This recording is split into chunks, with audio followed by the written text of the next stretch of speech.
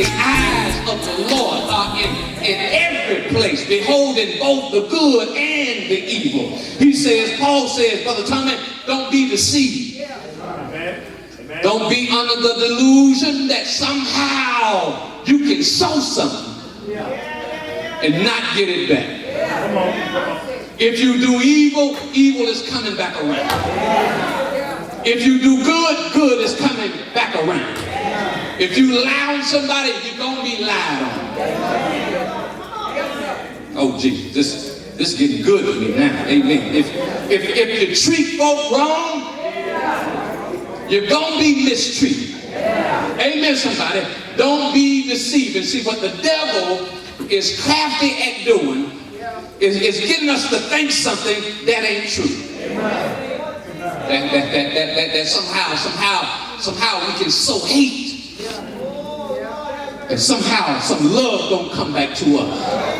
And the devil will deceive you. Treat people any kind of way you want to treat them, and it's going to be all right. No, it ain't going to be all right. Amen, somebody. He says, first of all, God is not mocked. You cannot make fun of God. Amen. We used to say, you can fool some of the people some of the time, but you can't fool mama. Yeah, you can fool mama too. Mama can't keep her eyes on you all the while. Mama got to go to work. Daddy got to go to work. We don't see who coming in that window. We don't know what you're doing in that house. Amen, somebody. You can fool some of the people some of the time, but you cannot fool God. Amen, somebody.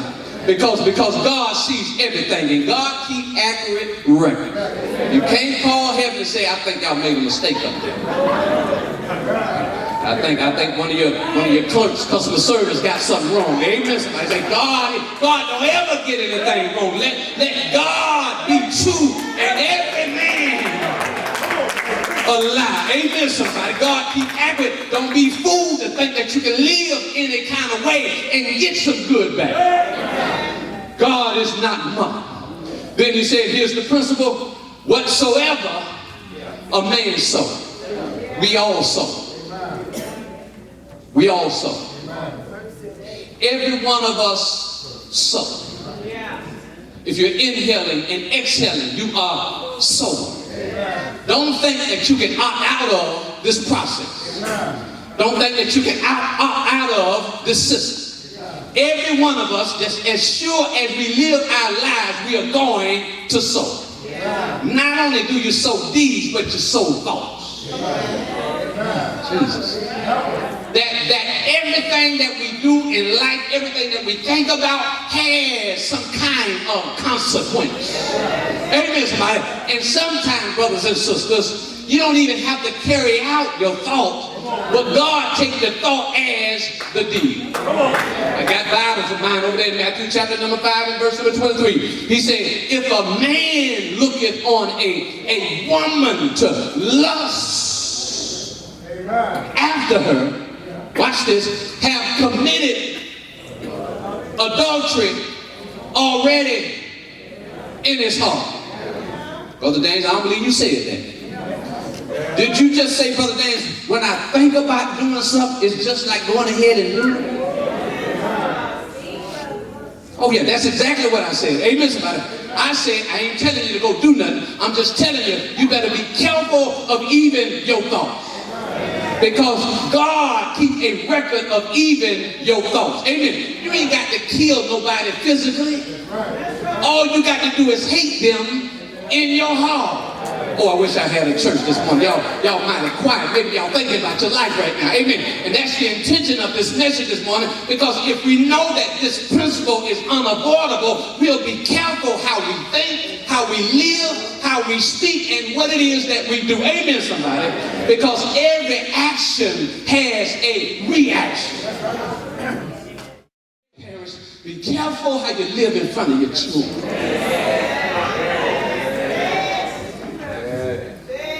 Because you think your actions don't mean anything. You got to know that when you act in front of your children, when your children know the kind of life you live, you're actually planting seeds in their heart. Solomon said, train up a child in the way that he should go, and when he is old, it will not depart from him, because what you put in him is going to come out.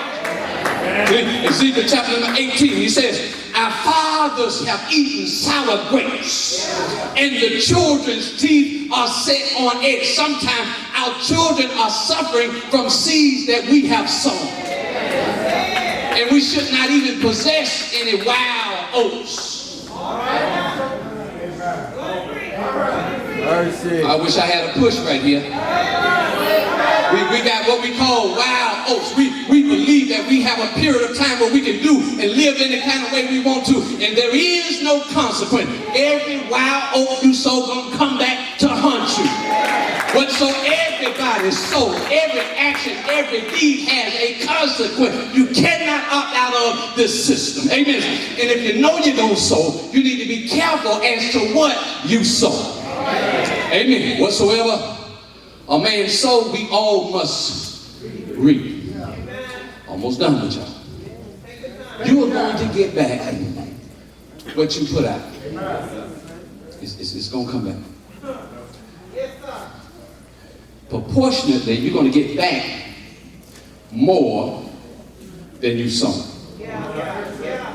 Because you know the nature of the seed. When you plant one seed, you get a tree, sometimes 2 trees, sometimes 4 trees and 5 trees from the one seed.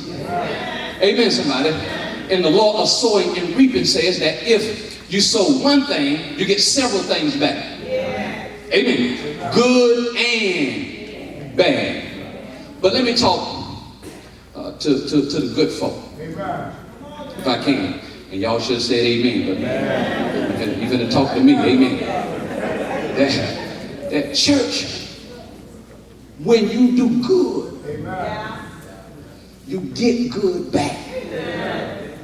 If you water, if you bless somebody, your blessings are coming back to you. And if you bless other people, if you treat other people right. I got Bible for this. It's over there in Genesis chapter number 12, when God was blessing Abraham and sent him on his way. He said, now, whosoever bless you, I'm going to bless them.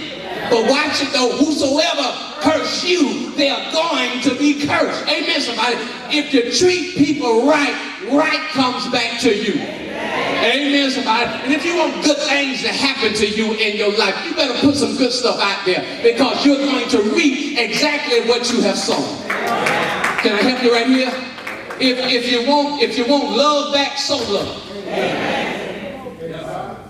Yeah. If you want love back, you want to be loved, you want to be treated right, treat other people right. Amen, somebody. Listen, you can't have a bad attitude about folk. You can't walk on top of people. I wish I had a church here. You can't just walk on top of people and expect God to bless you in a mighty way. Amen. Sometimes the folk that's asking for blessings all the time is the one that's treating everybody like dirt. And you want God to bless you and you ain't blessing nobody else. Amen, somebody. Listen, I've learned this principle, that this principle is certain, this principle is sure, so I try to bless as many people as I can. Why? Because I want to be blessed. Ain't no shame in my game. I want to be blessed. When I stand in the grocery line, when I'm at Winn-Dixie, Piggly Wiggly, wherever I am, if I'm standing in the line, if I'm coming up short, I want somebody at the back of that line to say, don't worry about it, I got him.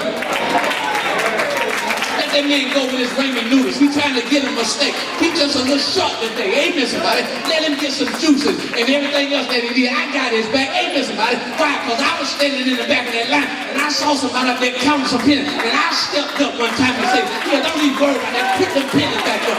Put them food stamps back up. I got you today. Amen, somebody.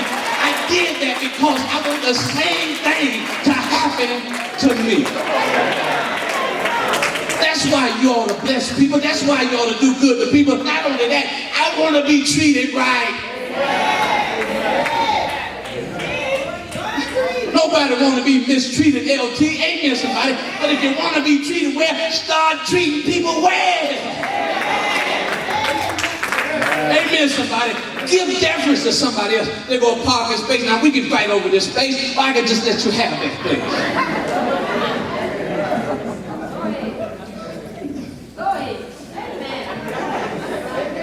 Ain't but one piece of chicken left. That is chicken. Now we might have to. Go ahead and have the last piece preacher to you.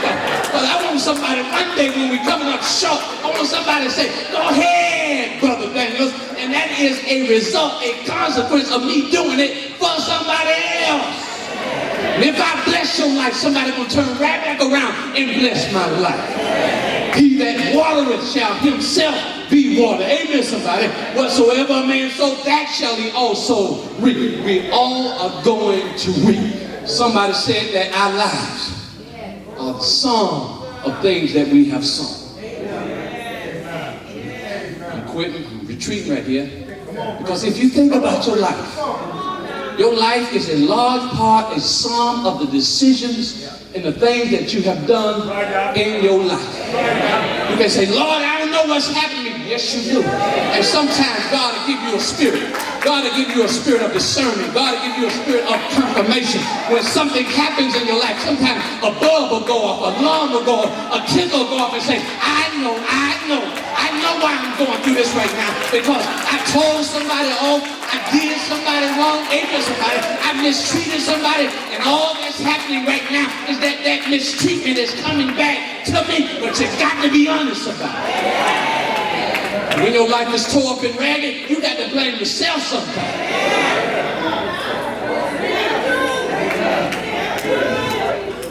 Probably say the lion don't roar for no cause at all.